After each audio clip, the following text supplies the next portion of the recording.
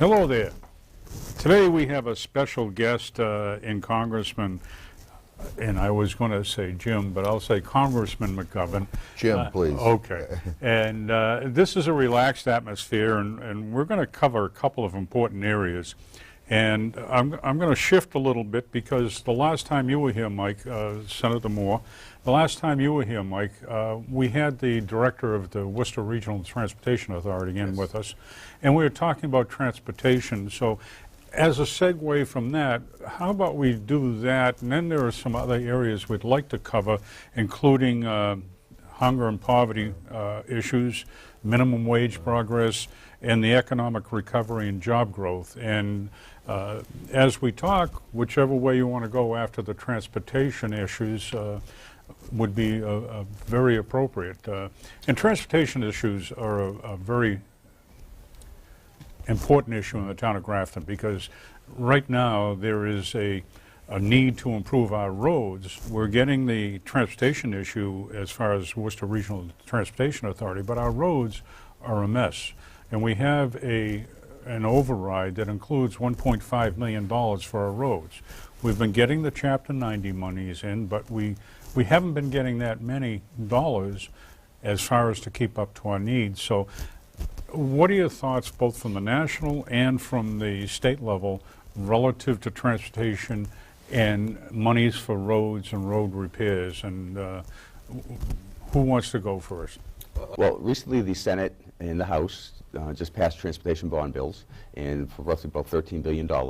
And as part of that, it's obviously it's money that's going to go back to the cities and towns so that they can invest in the infrastructure of their roads and bridges. But also, we did this last year as part of the transportation bond bill. We tried to increase the Chapter 90 funding back to the cities and towns from $100 million to $300. I remember that. And yeah. we were able to get to 200, and there was a disagreement between the administration and the legislature on the additional $100 million. Well, the governor this year, as part of his budget, has also now recommended increasing the Chapter 90 funds to $300 million going back to the cities and towns. So I think everyone now, all three branches are in agreement on that. And also in the transportation bond bill that we just did, it's about $1.5 billion that's going to be going back to the cities and towns so that they can invest in their infrastructure. And while we're on transportation, and the Congressman you get a lot of credit for this. Yesterday, the MWRA and Steve O'Neill, who was here, I think people saw in the newspaper this morning, we are one of the first regional transportation authorities in the country to now have 6 fully electric buses that are going to be going out throughout the region. And again, first in the country. It's going to save roughly about $500,000 over 20 years in operation costs. So I think it's good for the environment. Yeah, it's good for the environment. I think it shows that the money that we're investing is actually being put to good use. And some of that money is federal money. Exactly. You know, we're trying to get about the business of reauthorizing a major highway, road, bridge, mass transit bill, and it's proving to be somewhat difficult because you know, people argue over how you got to fund it, where you got to get the money for, where the revenue is going to come from. The fact is that we need to invest in infrastructure. I mean, and especially in New England. I mean, we have bridges that are older than most of the other states in this country. Most of the states don't deal with the problem of salt and the extreme winter temperatures. And the winter weather and stuff like that. And so we're trying to put together a bill that kind of reflects the needs of the 21st century, which include upgrades in roads and bridges, but also investments in buses and mass transit and rail and airports, all those things that I think are very important. Very expensive, but very important. Very important. Also, they help create jobs. Yeah. If we could pass a major road and highway, highway and road and bridge bill, you could put millions of people back to work in this country. That's true. Which now is a beautiful segue, if you will, into the whole thing of economic recovery and job growth, and what both of you see in that from the national as well as the state level. I mean, on the national level, I think we're seeing an economy slowly but surely recovering.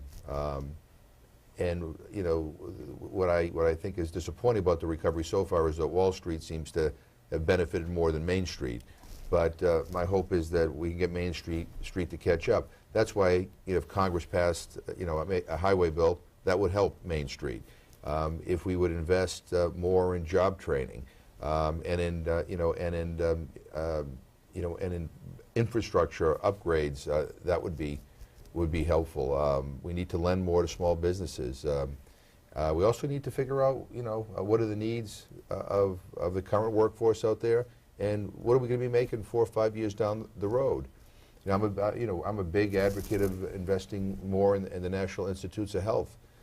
We have a lot of biomedical research going on in this area.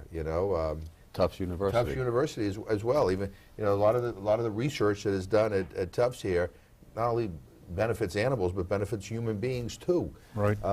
And investing in that research, you create jobs, you also save lives ultimately, and you also save money. We found a cure to Alzheimer's disease. Medicaid would never have another financial problem ever. We prevent people from human suffering, but would create all these jobs and all the savings as well. So, right here in Worcester, we had the UMass Medical. UMass They had Medical, the baby yeah. that had AIDS, Right. and they Yeah. were able. Now they can't find it in the blood after treating it so early. So there's a lot of benefit, economic benefit, and health benefits to this money. Well, resource the coming back. whole innovative impact of computers has changed the workforce. And that's where I think, and Jim and I were talking earlier, the whole training program they do now at the college, at not only at Worcester State, but more importantly, at our community colleges and Vocational schools. our vocational schools. You go down here. In fact, we're going to have a visit from the president up to the vocational school in Worcester. He's going to bypass the Blackstone Valley Vocational School, but Mike Fitzpatrick has done an outstanding job Mike there. does a great job. I've toured the school, and it's incredible what's going on there. Oh, gee, And look, and I think what the president is doing is, it's not like he's picking one school over another. What he's doing is saying that this is important. Yep. That we need to focus on this because, as one who spends a lot of time, visiting manufacturers throughout Massachusetts, when you ask a manufacturer, what is your biggest challenge? You kind of expect them to say, well, taxes are too high or the utility bills are too high and whatever. Usually the first response is, we're having trouble finding skilled workers to come in and work in our company. Because today's manufacturing is not like, your father's or grandfather's manufacturing. It requires, more technical skill because, again, we're advancing in so many ways. And you need to know how to operate these machines and how to, it's just a lot more complicated. And we need a trained workforce to do that. And if we don't have trained workers, then it's a huge expense for the company or the manufacturer to train those workers. Right. Or sometimes they'll say, you know what, I can find a trained workforce in Texas. I'll move to Texas. Or Europe. Or Mexico. Asia. Yeah. Recently just came, I think Massachusetts unemployment rate just went down to 6.5%, which is great. But as the Congressman was saying, and you were saying, and yesterday I had the privilege of attending the Blackstone Chamber of Commerce Education Foundation that they had, and it was actually a nice symposium they had with business educators and legislators talking about this. And again, it came up the fact that there are jobs out there, but what skills do we need to provide the workforce? So if we're at 6.5, it's great, but to get it lower, we've really got to start adding the skills that the employers want. Now, you mentioned earlier the wage situation. What's the story, both, again, national and state, relative to minimum wage proposals that are out there? Where are they going, do you think, and what's the impact going to be? Well, I think we ought to increase the minimum wage. If I had my way, it would be more than $10.10 an hour. That's what the president is recommending over the next few years. We're running into a roadblock in the House of Representatives. There are some people who believe that we should just leave it up to the free enterprise system and let the markets dictate what the minimum wage should be. But I think in this country we ought to be talking not about minimum wages, but about livable wages. You know, if you work full-time, you ought not to have to live in poverty.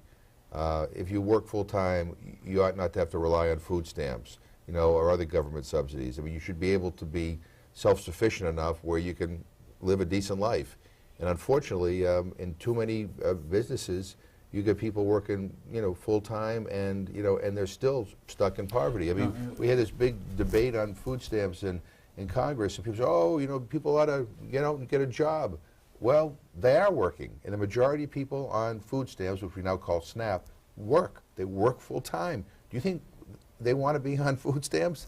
They'd like to earn a wage that's good enough where they can buy what they want.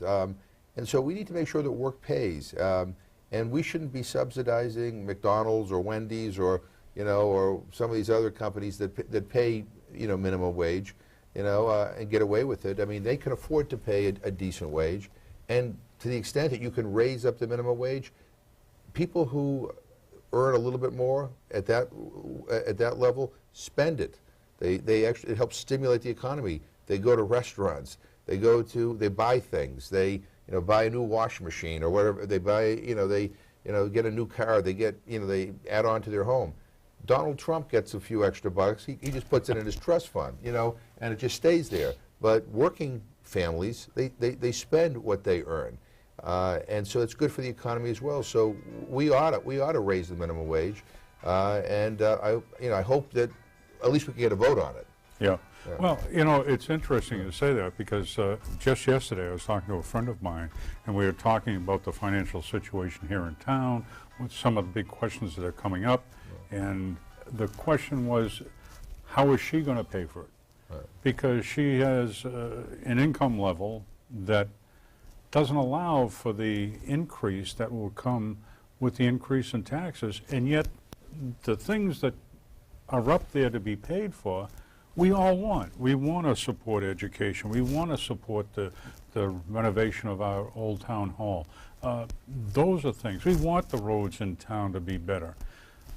But it's coming to the point that, as you said, the working people at the lower end of the salary scale can't afford the taxes and living in town and the increases that go with these. And I think, as he's mentioned, the public assistance is meant for public assistance. It's not meant to be part of a benefit package for an employer to utilize to help provide to their employees. You know, it's when people need help, government should be there. I apologize. Okay. People need help. That's what these programs are for. It shouldn't be for a company to be directing people to public assistance because they don't want to provide those benefits. And this person doesn't want to go into the program. But here's the other issue too. So, you know, it's fashionable to say, you know, let's shrink government. Let's cut more federal taxes, on and on and on and on. We've been doing that, and so what's been happening on the federal level is that less transportation money is coming to the state. Well, that doesn't mean the transportation. Less heating oil becoming fuel system. Right. Yeah. It doesn't mean that the need for the state on transportation or heating oil has gone away. It just means that you're going to have to get the state to do it. Well, the state doesn't want to raise taxes. They don't want to expand their revenues. So then it goes to the town, and really, raising property taxes is probably the worst way, I think the most regressive way to try to raise revenue, because you get people who quite frankly can't afford to pay anymore. They're just barely getting by. And not just the working families that we're talking about, but senior citizens and others who are on fixed incomes. So, I think we need to kind of understand one thing, to try to improve this country, you can't do it for nothing. If there was a way to do it for nothing, believe me, every politician in the world would be, going down that road. But we have to understand that we have to invest in certain things, and to the extent that we don't, it weakens our country. I mean, we have people who literally die because of neglected, infrastructure. We've had bridges collapse with people, driving over the bridges. This is the United States of America. We're the greatest country in the world. We shouldn't be skimping on our infrastructure. Nobody in this country should have to worry about freezing to death in the winter. Nobody should have to worry about whether they have enough food to eat. And I think we need to start understanding that the government is not the answer to everything, But there's a role here, and it's a positive role if it is harnessed correctly. And so, when you have federal people saying to you, we're going to cut this program, this program, this program, okay, that means the state will have to pick it up. When the state says we're going to cut this, this, this, and this, all right, then that means the town of Grafton picks it up. And it's really hard because increasingly more and more of the burden, education, funding, I mean, right down, is falling on cities and towns that are, that can't They're really. already maxed out, Yeah, they're yeah. already maxed up. And they can't really, you just can't raise property taxes too much more because it's just not sustainable.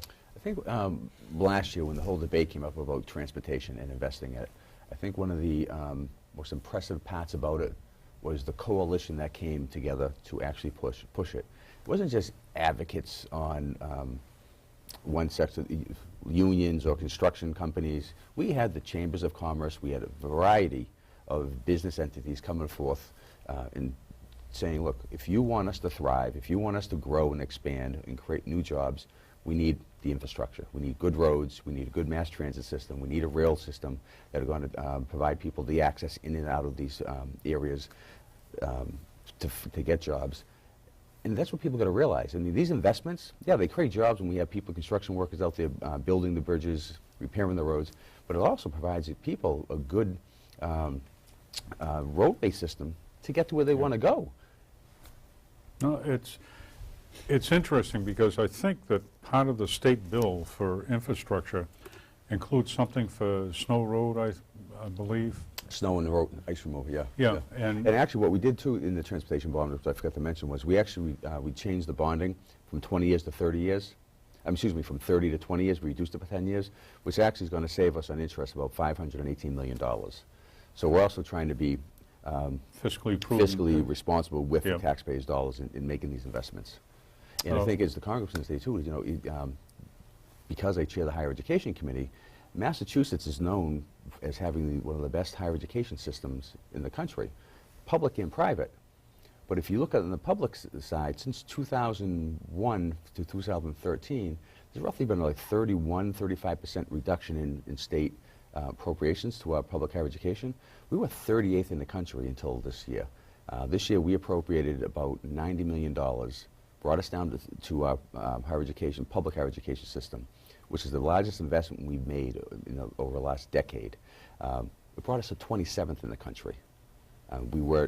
This year, we were in the top 5 as far as the amount of increases, but we got a long way to go. We keep talking about student loan debt and giving kids access to a quality higher education.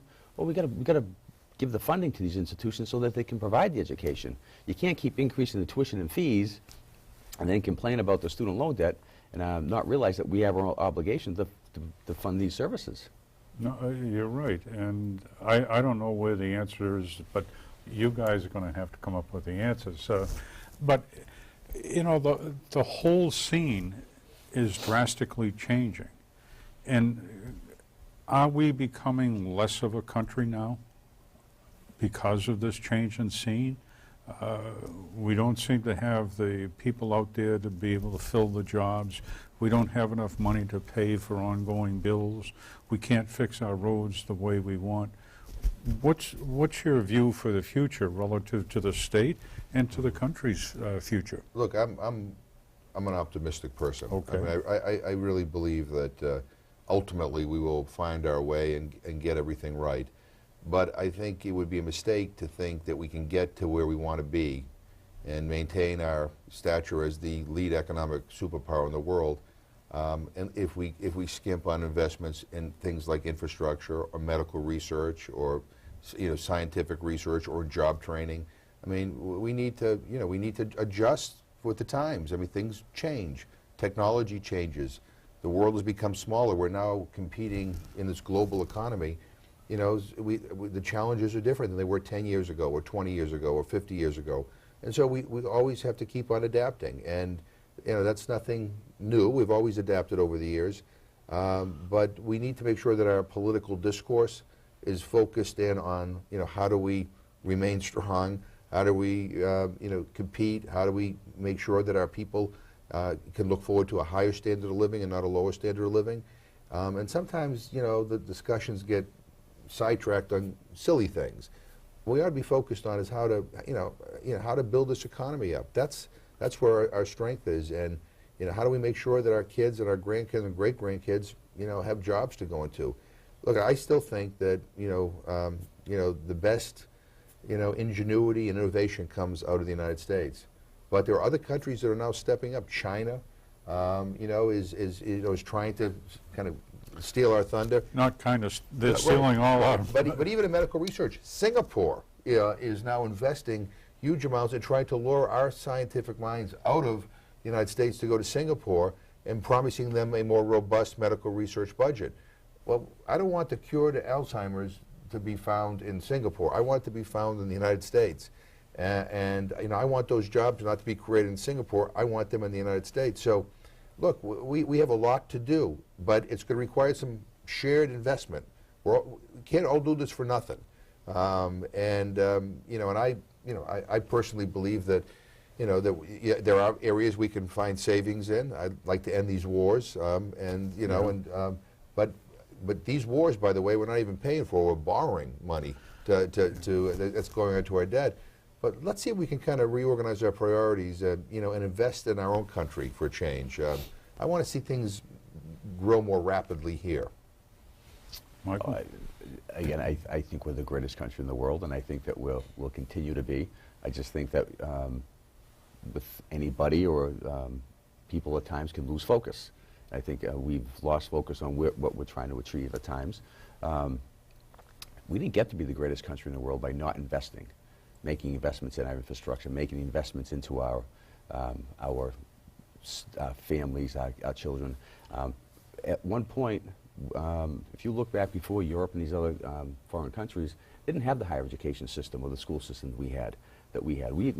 With Horace Mann and creating this system of education that we have, that helped us move us leaps and bounds beyond these other countries. Well, now that these other countries have seen that they've adapted, they're excelling now in these areas. As we got new technology. We need to provide the skills to our kids, to our workforce, so that we can adapt and address the new challenges that are facing us. I think we'll do it. I just think we have to remain focused on what the ultimate goal is. And yeah, we all have different philosophies on how we're going to get there, but we all have to sit down and agree that we're going to get to the goal line. It's just, let's work through these differences. Well, it's going to be interesting to see how it unfolds in the future, and both of you have a huge investment in the future with your own families. I remember when Jim got married and he started to have children. I've met your kids on numerous occasions, your wives, and I'm impressed on the fact, or with the fact, how focused you are on the future and building a better future, not only for the town of Grafton, the state of Massachusetts, and the country, but for your own families. And I think we've talked about this, that with every advancement we make in technology, there are jobs that are lost. So how do we make up those jobs? Yep. Is it the manufacturing of that new technology? So it's to simplify it, when you go to a grocery store now, or a store, you have the self-checkouts, or the banks that you don't have 8 tellers anymore. That's all done by automation now. Well, those Yep. are jobs that people once had. Well, now we've got to find skills for those people now to find employment. So it's constantly changing. It's only going to come through education, whether it's workforce training or if it's educating through higher education, the Voc schools. That's where it's going to come from. Well, and it's very evident nowadays, the Postal Service. Right. It's there, and people are using emails, they're using Facebook, they're using all kinds of social media, to the point that if you go into a restaurant, look around you and see how many people are texting, and husbands and wives sit across from each other and they're not talking to each other, they're texting away. Kids do it all the time. And there's good and bad about that, those advancements. I remember when I first ran for Congress, I got a cell phone. That was a lot of years ago, I remember I got a that. cell phone, I think it was as big as this table. Yeah. I mean, now we get these little, and all it could do was dial in and out. I mean, now you could Google, you could search, anything you want to search.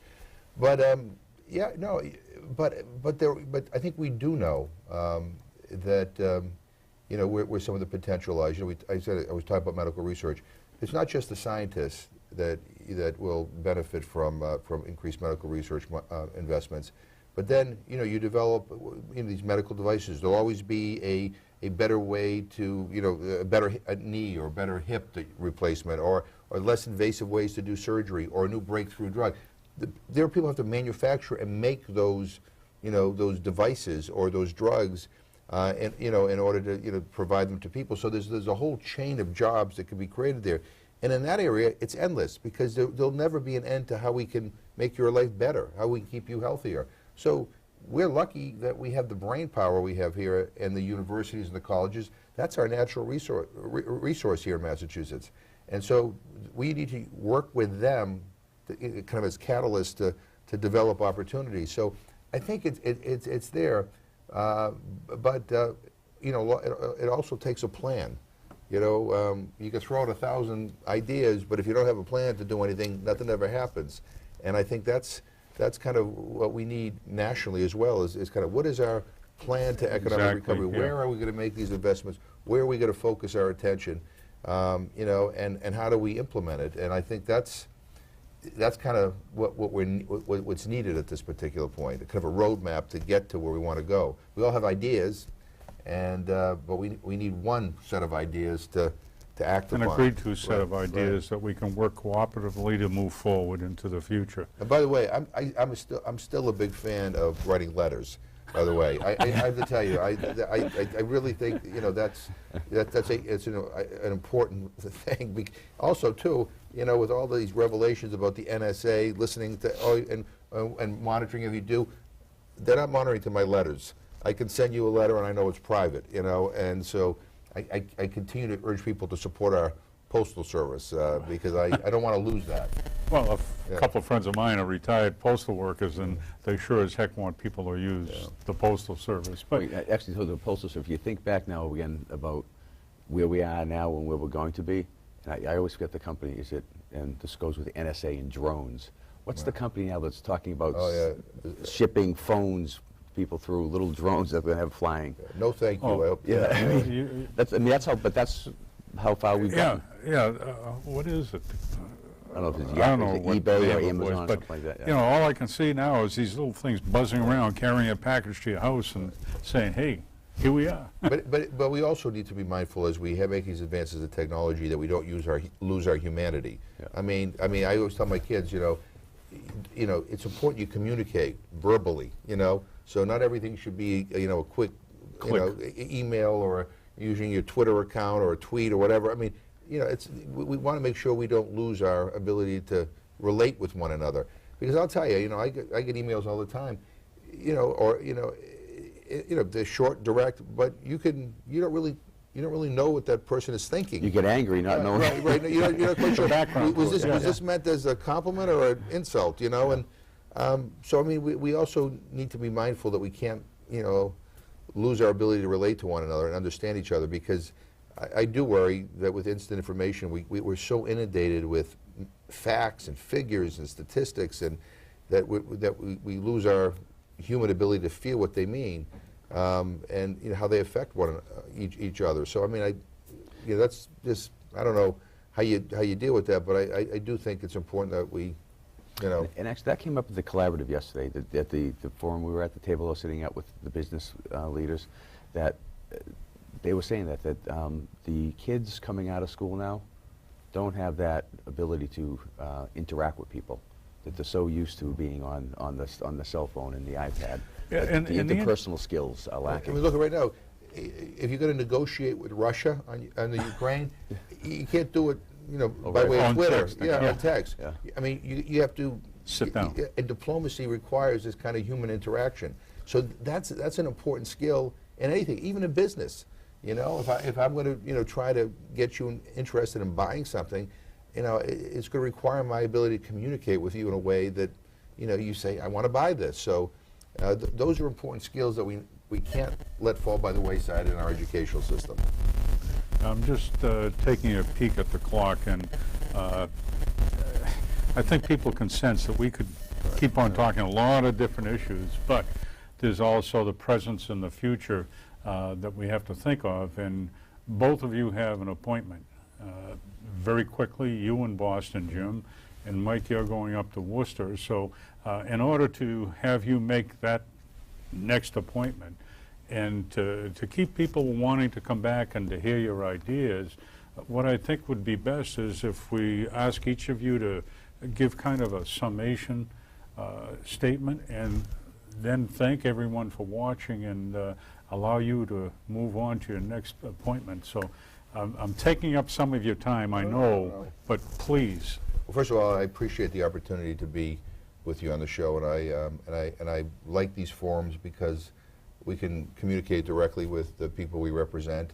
And I'm thrilled to be back in Grafton, and I certainly want to be accessible here, and I want to learn about what the needs of this community are, so people will see me a lot. And but look, I guess I would just close by saying that I'm hopeful for the future. I think the best days of this country are still ahead of us, and and that even though people get frustrated with the political dysfunction in Washington, the fact of the matter is, if you look throughout our history, we've had ups and downs and ups and downs, and there's all these cycles, and we'll get it right. I was a history major in college. When I look at the history of the Congress, I mean, Congress on occasion has risen to do great things. Everything from Social Security to Medicare to civil rights legislation to even protecting our environment to investing in education. And so there's a lot that we have done in the past, but there's a lot that we need to do in the future. And I look forward to working with the people of this community and my friend Senator Moore, who does a great job, and working with him in the legislature to make sure that this community gets the attention it deserves. I look back to where we were when I first got elected to where we are now, and I see so many positives. Yeah, there's still a lot more that we have to do, but there's always going to be more we have to do. From the unemployment rate, which is down, to our bonding rating, to the investments we're making, in transportation, to jobs, to education, to early education. And as the Congressman said, everything's in cycles, there's ups and downs, and I think as long as we maintain our focus on where we think we should be or we have to be, I think this country is always going to rise to the occasion. There may be a little pressure put on us to move us in that direction, but I think once people realize it, I think we're going to go forward. In 50 different states, 50 different demographics, we're all going to have our own different ideas on how we're going to get there. It's just putting our faith into our congressional and U.S. senators that they're going to get in. On that combined note of optimism, I think both of you have hit on a point that we shouldn't lose sight of. We have had severe challenges in the past history of this country. The most severe challenge was in the 1860s with the Civil War, but we survived that. We came together again, and that was our darkest moment as a country, but look where we are now from there. And you see it all around us. There's tremendous opportunity in this country. I agree with you. The future is bright. We have a wonderful community here. We have a wonderful state. And the country is a tremendous country. That's why so many people come here. And it's because of people like yourselves who lead us into the future and bring these ideas to actual fruition and make it a better and better country. So on behalf of the people of Grafton and the state, thank you very much to both of you, and I look forward to seeing you again. Look Thank forward you. to my next show. Thank you. Oh, and actually, I can just, on a quick note, the town of Grafton recently lost someone who I know is very special, close to me, and her name is Diane Sachs. I've known her for years, and she's been a big community activist, and I just want to condolences to the community and her family and everyone. And a dear friend to me too, who's I know, with me for many, many years, and so we're going to miss her. Thank you very much for making note of that. Thanks. And with that, thank you very much, folks. We look forward to seeing you again sometime in the near future, and thank you again to our guests. Thank you.